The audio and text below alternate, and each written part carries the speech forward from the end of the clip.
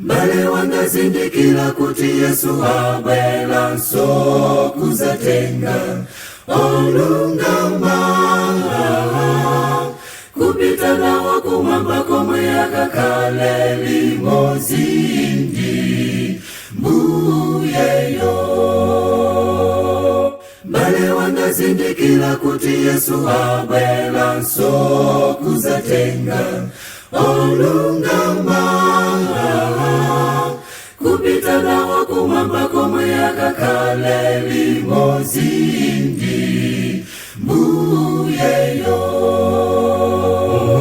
Konzekera mbale wanga lapani chimo lanu laselilija kuti zina lanu lilemenwe bukula pamoyo. Sanyadile za mawa poti simuzi wa mawali balanji lapani chimo lanu mene mukalindi moyo.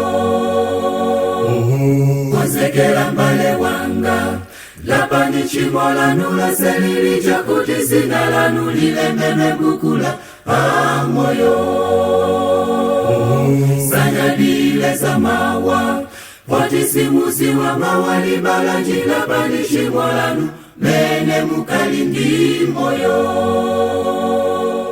Jala matenda zisakulepelese kukalo wa mufumu wakumamba. Kumbuka mafuto omweyo Bwana kumana na okomasa na mtaye Mlungu.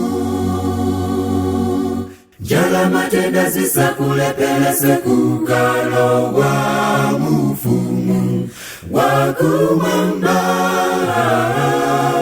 Kumbuka mafuto omweyo Bwana kumana na okomasa na mtaye Mlungu. Konzekera mbale wanga lapani chimo lanu laselilija kuti zina lanu lilemenwe bukula pamoyo. Sanyadile za mawa poti simuzi wa mawali balanji lapani chimo lanu mene mukalindi moyo. Konzekera mbale wanga lapani chimo lanu laselilija kuti zina lanu lilemenwe bukula pamoyo.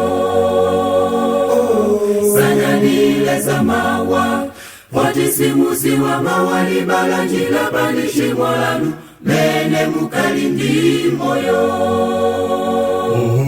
Konzekera mbale wanga lapani chimo lanu laselilija kuti zina lanu lilemenwe bukula pamoyo.